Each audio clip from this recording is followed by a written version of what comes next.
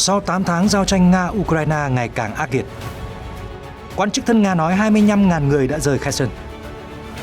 Ukraine cho rằng Nga để các tân binh cố thủ trong khi rút quân chủ lực rời khỏi phía tây Kherson. Quan chức Mỹ nhìn thấy thời cơ vàng để Ukraine phản công trước khi quá muộn. Trong khi đó, Nga tuyên bố bắn hạ hàng loạt UAV và tên lửa Ukraine, đập tan nỗ lực tiến công vào Kherson. Tin tức khác, ông Erdogan tuyên bố Thổ Nhĩ Kỳ sẽ trở thành một trung tâm năng lượng quan trọng. Nhật Bản nói một loạt hành động khiêu khích của Triều Tiên là không thể chấp nhận. Tổng thống Mỹ mong cử tri đánh giá dựa trên năng lượng của ông thay vì tuổi tác. Ngoài ra, ông Biden còn có một phát ngôn gây kinh ngạc. Tất cả sẽ được cập nhật ngay sau đây.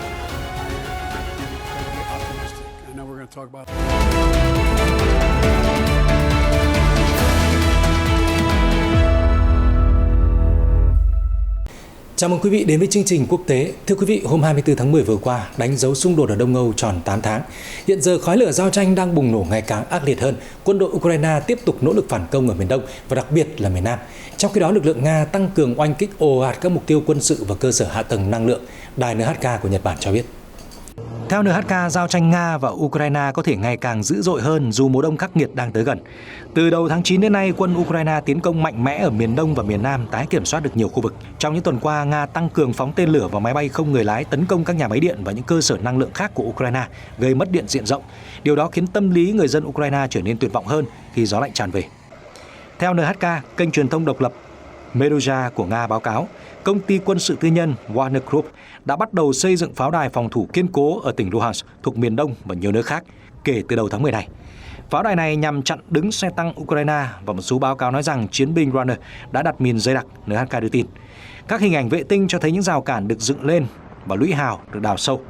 Trong một diễn biến đáng chú ý khác, Bộ trưởng Quốc phòng Nga Sergei Shoigu đã điện đàm với người đồng cấp Mỹ Lloyd Austin. Vào hôm 23 tháng 10, hai quan chức lãnh đạo quốc phòng đã điện đàm vào 2 ngày trước đó. Ngoài ra, ông Shoigu cũng thảo luận qua điện thoại với các bộ trưởng quốc phòng của Pháp, Thổ Nhĩ Kỳ và Anh vào ngày 23 tháng 10. NHK cho rằng giới quan sát vẫn tự hỏi ông Shoigu đã bàn bạc những nội dung quan trọng nào với giới chức phương Tây. Giữa lúc có nhiều lo ngại về xung đột leo thang ở Ukraine, bao gồm nguy cơ sử dụng bom bẩn hay thậm chí là vũ khí hạt nhân chiến thuật. Bất chấp có nhiều cáo buộc, Nga luôn khẳng định giữ vững cam kết về tránh xung đột vũ khí hạt nhân. Moscow tuyên bố tuân theo học thuyết hạt nhân của đất nước, quy định rõ chỉ dùng vũ khí nguyên tử khi nhận thấy có hiểm họa hạt nhân từ đối thủ, hoặc khi sự tồn vong của quốc gia bị đe dọa bằng vũ khí thông thường. Giới chức thân Nga ở tỉnh Kherson, miền Nam Ukraine đang tiếp tục hối thúc người dân di tản do cuộc phản công lớn của Ukraine có thể ập tới bất kỳ lúc nào. Trong gần một tuần từ ngày 18 đến 23 tháng 10 đã có khoảng 25.000 cư dân rời khỏi Kherson. Báo The Guardian dẫn lời ông Kirill Stremusov, quyền phó lãnh đạo tỉnh do Nga bổ nhiệm, vừa thông báo. Ông Stremusov nói trong video đăng trên Telegram ngày 23 tháng 10. Một lần nữa, chúng tôi khuyến nghị người dân rời khỏi thành phố Kherson và rời khỏi bờ Tây sông Dnipro. Chúng tôi sẽ không từ bỏ Kherson, ông nhấn mạnh. Theo tờ Guardian, giới chức ủng hộ Điện Kremlin đã hướng dẫn người dân mang theo tiền bạc, giấy tờ tùy thân, các tài sản có giá trị và quần áo để ngay lập tức rời khỏi thành phố thủ phủ Kherson của tỉnh cùng tên. Lý do vì tình hình ở tiền phương đang rất căng thẳng. Quan chức thân Nga báo cáo vào hôm Chủ nhật 23 tháng 10 vừa qua, số người di tản đã tăng đột biến. Quan chức thân Moscow đang nỗ lực di rời tới 60.000 người rời khỏi bờ Tây sông Dnipro nằm trên đường tiến công của Ukraine. Vào tuần trước, quân Ukraine thừa nhận đã tập kích cầu phao bắc qua sông Dnipro của Nga. Ngoài ra, trang Ukrinform vừa đưa tin các đơn vị pháo binh và tên lửa của lực lượng vũ trang Ukraine đã hoàn thành khoảng 130 nhiệm vụ khai hỏa trên hướng Nam. Cụ thể, Bộ Chỉ huy Chiến dịch phía Nam của Kiev đăng tuyên bố trên Facebook, đêm 23 tháng 10, các đơn vị pháo binh và tên lửa của lực lượng phòng vệ đã tiến hành 130 nhiệm vụ tấn công hỏa lực vào nhiều vị trí và cụm quân đối thủ. Tổn thất của phía Nga chưa được xác định. Phía Nga chưa phản ứng về bình luận này. Các quan chức do Moscow bổ nhiệm ở địa phương liên tục khẳng định đã đẩy lùi mọi nỗ lực tiến công của Ukraine và Kherson sẽ không thất thủ. Thưa quý vị, truyền thông Mỹ dẫn lời Viện Nghiên cứu Chiến tranh có trụ sở Washington cho rằng là các binh sĩ vừa nhập ngũ của Nga đang ở lại phòng thủ để cho đội quân thiện chiến có thể thuận lợi rút khỏi phía tây Kherson. Tạp chí Newsweek đưa tin Viện Nghiên cứu Chiến tranh ngày 21 tháng 10 báo cáo rằng Nga đã bắt đầu rút dần lực lượng ở phía tây tỉnh Kherson. Điều này có thể tiếp tục diễn ra trong vài tuần nữa. Thế nhưng nếu Ukraine tấn công bất ngờ, các tân binh thiếu kinh nghiệm của Nga sẽ đối mặt với nguy hiểm lớn, Viện Nghiên cứu nhận định. Bộ Chỉ huy Quân đội miền Nam Ukraine khẳng định lực lượng của Moscow đang dùng phà để vận chuyển đạn dược, thiết bị quân sự và các đơn vị từ bờ Tây sang bờ Đông, sông Dnipro ở Kherson. Cùng lúc đó, khoảng 2.000 binh sĩ Nga cố thủ ở phòng tuyến liên tục pháo kích vào quân Ukraine để đảm bảo việc rút quân của các đơn vị chủ lực. Viện Nghiên cứu Chiến tranh nhận định lực lượng cố thủ ở Kherson về lý thuyết nên là những người chuyên nghiệp được đào tạo bài bản và sẵn sàng chết vì đồng đội. Tuy nhiên, chuẩn tướng Orysi Horomov, phụ trách cánh quân ở miền Nam Ukraine nói rằng Nga có vẻ như đang rút những đơn vị có năng lực mạnh nhất của họ đi khỏi bờ Tây dòng sông và để những tân binh vừa nhập ngũ ở lại cố thủ. Viện Nghiên cứu Chiến tranh cho rằng nếu tuyên bố của tướng Ukraine là đúng, việc rút quân của Nga dễ trở nên hỗn loạn.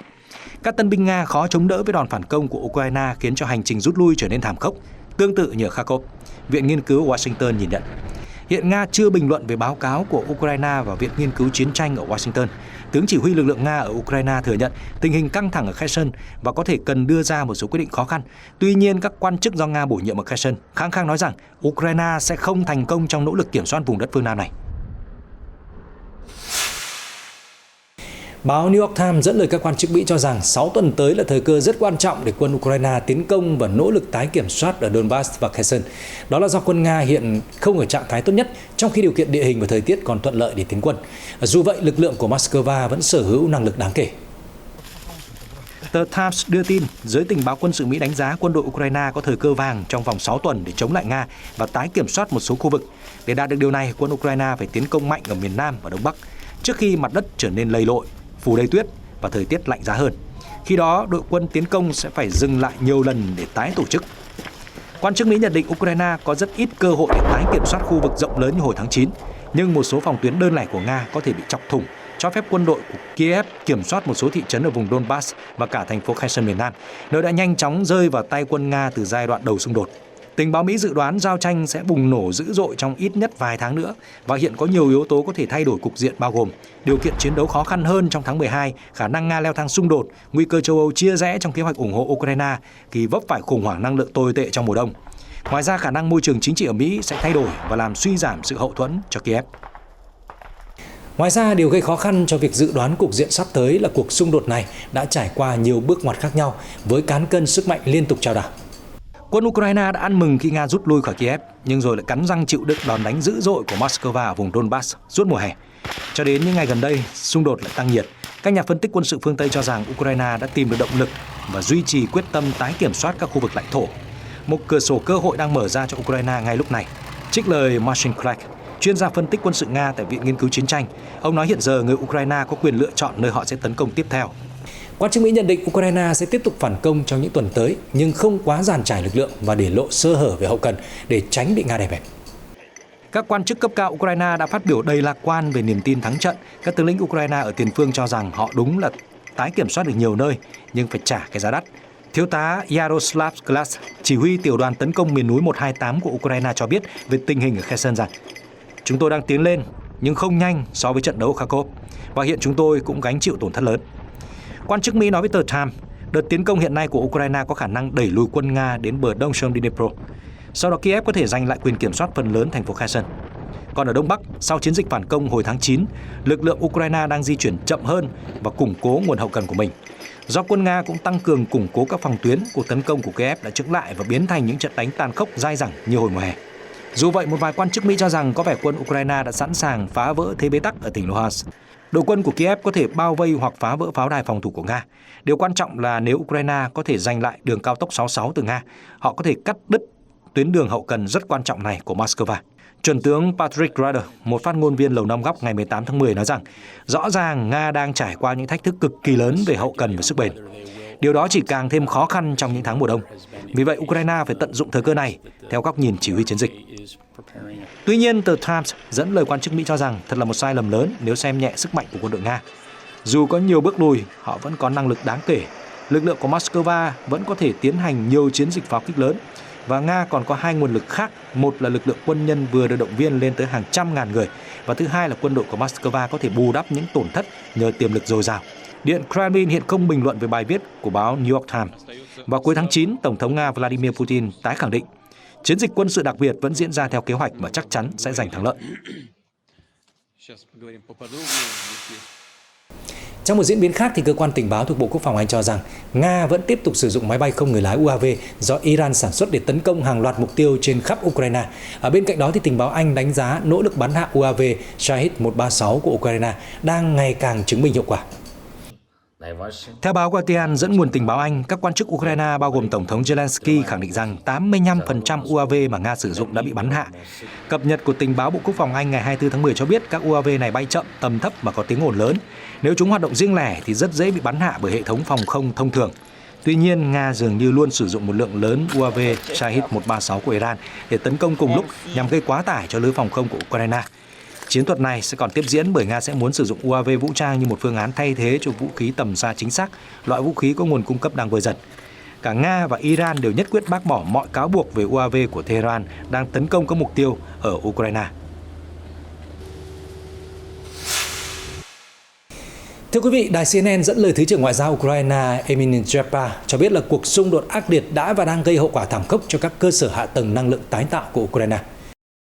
Bà Jepa viết trên Twitter ngày 23 tháng 10 cho biết 90% cơ sở hạ tầng điện gió của Ukraine đã bị tàn phá.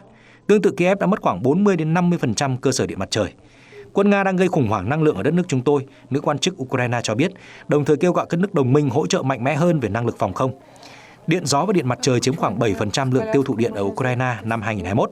Theo công ty kinh doanh năng lượng Tech của quốc gia này báo cáo, quan chức Ukraine tố cáo Nga đã dùng tên lửa hành trình và máy bay không người lái để tập kích hàng loạt cơ sở năng lượng then chốt của Ukraine ngay trước mùa đông. Hậu quả là tình trạng thiếu điện, nước và Internet đang bủa vây khắp nơi ở Ukraine, đài CNN cho hay. Chỉ trong ngày 22 tháng 10, hơn 1,5 triệu khách hàng Ukraine đã bị mất điện, theo báo cáo của Phó Chánh Văn phòng Tổng thống Ukraine, ông Kyrylo Tymoshenko. Nga từ ngày 10 tháng 10 bắt đầu tăng cường tập kích Ukraine sau vụ nổ cây cầu huyết mạch ở Crimea mà Moscow quy trách nhiệm cho Kiev. Bộ Quốc phòng Nga xác nhận đã đánh trúng tất cả mục tiêu quân sự và cơ sở năng lượng của Ukraine sử dụng vũ khí tầm xa chính xác. Quan chức ở Moscow cảnh báo nếu Ukraine có hành vi tấn công cực đoan thì sẽ nhận về phản ứng cứng rắn. Ngược lại, Kiev và phương Tây chỉ trích việc oanh kích ồ ạt của Nga, đồng thời bày tỏ lo ngại về khủng hoảng năng lượng và khủng hoảng nhân đạo, do rất nhiều người e rằng không thể chống chọi với một mùa đông không được sưởi ấm ở Đông Âu.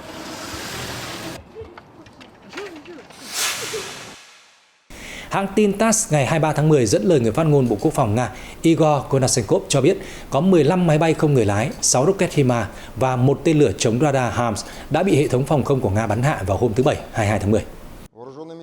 Phát ngôn viên Konashenkov báo cáo trong vòng 24 giờ, các hệ thống phòng không Nga đã bắn rơi 15 máy bay không người lái của Ukraine ở khu vực Kherson, Zaporizhia, Donetsk và Luhansk.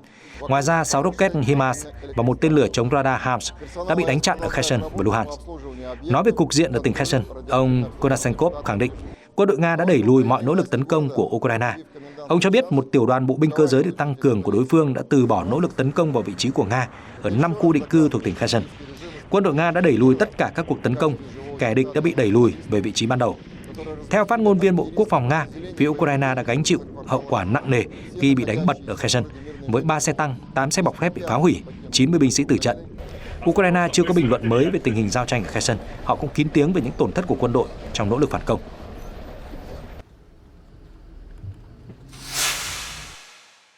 Chuyển sang các tin tức khác, đài RT cho biết là Tổng thống Thổ Nhĩ Kỳ vừa thể hiện niềm tin rằng Istanbul có tiềm năng trở thành một trung tâm năng lượng quan trọng của khu vực.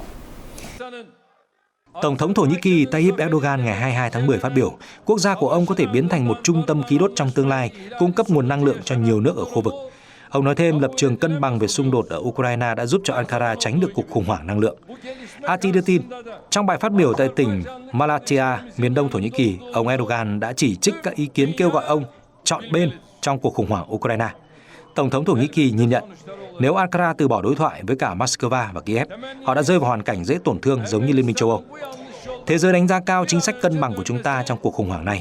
Nếu đất nước ta chọn con đường khác, tôi không biết chúng ta phải trải qua mùa đông này như thế nào, ông Erdogan nói. Ông khẳng định nhờ những quyết sách đúng đắn, Ankara không gặp vấn đề gì về nguồn cung khí đốt, mà còn có thể đưa Ankara trở thành một trung tâm lớn về khí tự nhiên trong tương lai. Phát biểu được ông Erdogan đưa ra sau khi thông báo chấp nhận lời đề nghị từ Tổng thống Nga Vladimir Putin về thành lập một trung tâm khí đốt quốc tế ở Thổ Nhĩ Kỳ. Hai nhà lãnh đạo đã thảo luận việc này hồi tuần trước trong một hội nghị thượng đỉnh ở thủ đô Astana của Kazakhstan. Tổng thống Nga Putin còn đề xuất do các đường ống Nord Stream đang bị hư hại, khí đốt từ Nga tới châu Âu có thể tăng cường vận chuyển thông qua đường ống khác chạy qua Thổ Nhĩ Kỳ. Theo RT, các nước phương Tây, bao gồm Mỹ, cảm thấy không vui về cái bắt tay giữa Nga với Thổ Nhĩ Kỳ trong lĩnh vực năng lượng. Hôm 19 tháng 10, Phó phát ngôn viên Bộ Ngoại giao Mỹ Vedant Patel tái khẳng định Washington tiếp tục hối thúc các đồng minh hãy đa dạng hóa nguồn cung năng lượng và giảm phụ thuộc vào Nga. Phát biểu này từ Washington cũng tương tự như bình luận của Tổng thống Pháp Emmanuel Macron, người đánh giá dự án trung tâm năng lượng ở Thổ Nhĩ Kỳ là không hợp lý chút nào, bởi vì châu Âu đang cố gắng thoát khỏi sự phụ thuộc khí đốt từ xứ sở Bạch Dương. Họ sẽ không cần một đường ống trung chuyển mới đặt tại Thổ Nhĩ Kỳ.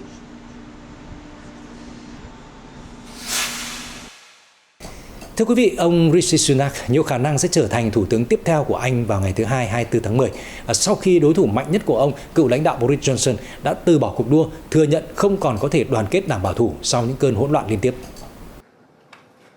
Ông Sunak, cựu Bộ trưởng Tài chính 42 tuổi, có thể được bổ nhiệm làm người kế nhiệm Liz Truss sớm nhất vào chiều thứ Hai 24 tháng 10 theo giờ London. Nếu giành chiến thắng, ông sẽ trở thành thủ tướng thứ 3 của Anh trong vòng chưa đầy 2 tháng. Trước đó, ông về thứ nhì sau bà Truss trong cuộc đua bầu cử lãnh đạo vào mùa hè, để thay thế cho Thủ tướng Johnson từ chức hồi tháng 9 do vấp phải nhiều bê bối. Nếu đắc cử, ông Sunak, cựu chuyên viên ngân hàng đầu tư, sẽ phải đối mặt với một trong những thách thức khó khăn nhất vào buổi đầu nhiệm kỳ Thủ tướng Anh. Trước đó, chính sách của bà Truss về cắt giảm thuế đã khiến thị trường phản ứng tức giận và hỗn loạn. Sau khi ông Johnson quyết định rời đường đua, đối thủ tiềm tàng của ông Sunak tính đến buổi trưa ở London chỉ còn có cựu Bộ trưởng Quốc phòng Penny Mordaunt. Vào thời điểm đưa tin, ông Sunak đã giành được 170 phiếu đề cử của các nghị sĩ đảng bảo thủ, vượt qua mốc cần thiết là 100 phiếu. Trong khi đó, bà Mordaunt, lãnh đạo Hạ viện, giành được khoảng 25 phiếu. Tổng thống Pháp Macron và tân thủ tướng Italia Meloni đã đối thoại ở Rome ngày 23 tháng 10. Đây là cuộc gặp thân mật đầu tiên giữa hai nhà lãnh đạo, theo Reuters. Tổng thống Pháp Emmanuel Macron đang có chuyến thăm chính thức tới Italia. Hôm 23 tháng 10, ông nhắc đến cuộc thảo luận với tân thủ tướng Giorgia Meloni. Hai bên đã nhất trí tiếp tục làm việc, duy trì đối thoại và có những tham vọng lớn, ông Macron viết trên Twitter bằng tiếng Ý. Hai nhà lãnh đạo còn bàn bạc với nhiều vấn đề của châu Âu hiện nay, bao gồm phải nhanh chóng đưa ra câu trả lời cho bài toán chi phí năng lượng tăng cao. Ngoài ra, cách hỗ trợ Ukraine và ứng phó làn sóng nhập cư cũng là những chủ đề thảo luận quan trọng, theo báo cáo của Văn phòng Thủ tướng Italia. Trước đó, bà Meloni hôm 23 tháng 10 đã rung chuông để chính thức thành lập nội các mới sau một buổi lễ chuyển giao quyền lực tại Văn phòng Thủ tướng. Bà Meloni, người dẫn dắt chính phủ cực hữu nhất của Italia kể từ đệ nhị thế chiến, nhậm chức giữa hoàn cảnh đặc biệt khó khăn, nền kinh tế với gánh nặng nợ nần của Italia một lần nữa có nguy cơ suy thoái, các doanh nghiệp oàn mình dưới sức nặng của hóa đơn năng lượng, trong khi chính phủ liên minh của bà Meloni khó thống nhất về cách phản ứng với xung đột ở Ukraine. Bên cạnh đó, Reuters cho biết trong suốt thời gian tranh cử, bà Meloni đã thể hiện hình ảnh trung lập hơn, không còn nêu quan điểm phản đối EU. Thay vào đó, bà cam kết giữ cho Italia liên kết chặt chẽ với các khối liên minh ở châu Âu hay phương Tây nói chung. Các nhà lãnh đạo Ủy ban châu Âu ở Bruxelles đã gửi thông điệp chúc mừng tân thủ tướng Meloni. Mặt khác, Tổng thống Pháp Macron đã gặp Đức Giáo hoàng Francis ở thành phố Vatican hôm thứ Hai 24 tháng 10.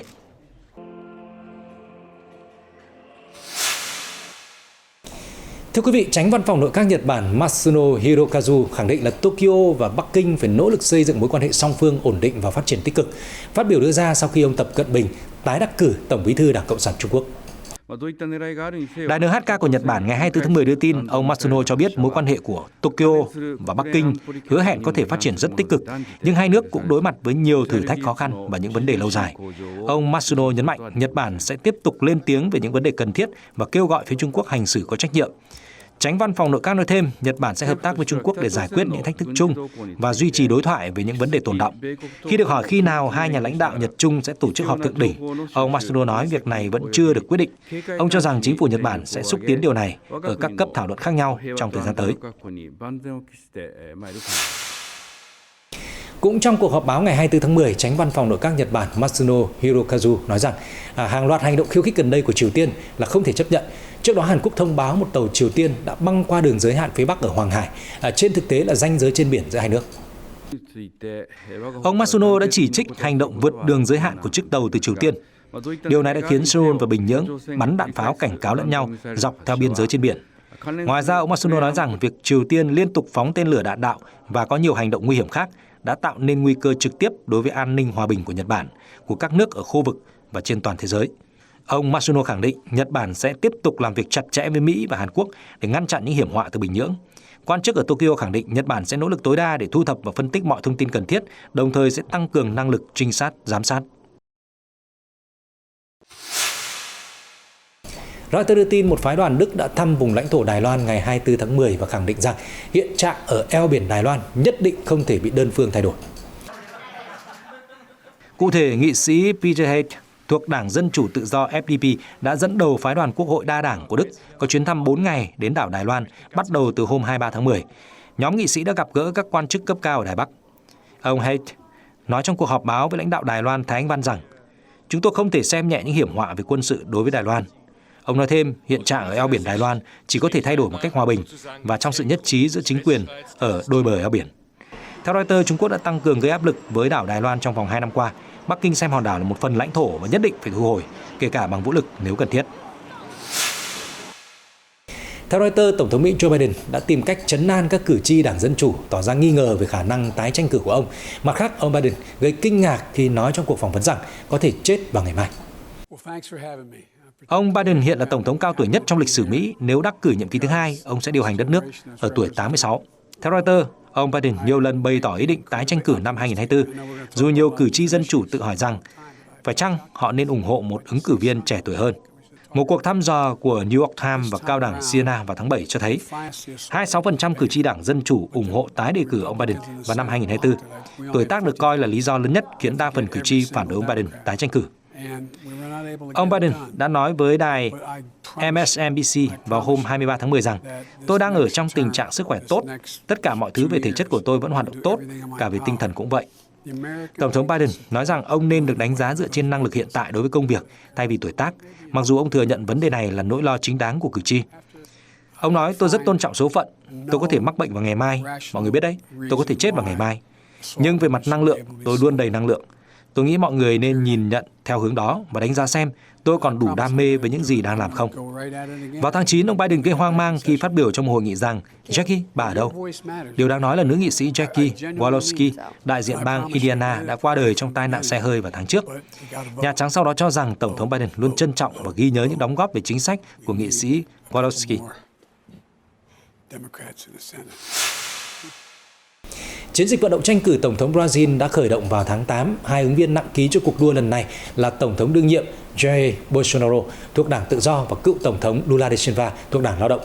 Trong buổi tranh luận trực tiếp mới đây, ông Bolsonaro lại có những phát biểu bất ngờ nhắm vào Tổng thống Pháp và Colombia. Hãng tin Reuters ngày 23 tháng 10 cho hay trong buổi tranh luận trực tiếp mà ông Lula da Silva từ chối tham gia, ông Bolsonaro cho rằng Tổng thống Colombia Gustavo Petro chỉ quan tâm đến việc hợp pháp hóa cocaine, đồng thời đề cập đến mối quan hệ bạn bè giữa ông Gustavo Petro và ông Lula da Silva. Trong một thông điệp khác, ông Bolsonaro tố cáo Tổng thống Pháp Emmanuel Macron luôn chỉ trích vấn đề môi trường của Brazil chỉ vì sự cạnh tranh về nông nghiệp giữa hai quốc gia. Ngoài ra, ông Bolsonaro cũng cho biết ông sẽ không áp lệnh trừng phạt nào với Nga, bởi ông cho rằng cấm vận không phải là phương án đảm bảo chấm dứt xung đột. Đây là cuộc tranh luận trực tiếp thứ hai mà ông Bolsonaro tham gia. Trước đó, ông Lula đã từ chối tham gia một cuộc tranh luận trực tiếp khác vào ngày 21 tháng 10. Theo Reuters, thông tin từ một cuộc khảo sát ngày 19 tháng 10 cho thấy là có 49% cử tri ủng hộ ông Lula và 45% ủng hộ ông Bolsonaro. Chênh lệch tỷ lệ ủng hộ giữa hai ứng viên giảm còn 4% so với kết quả khảo sát trước đó.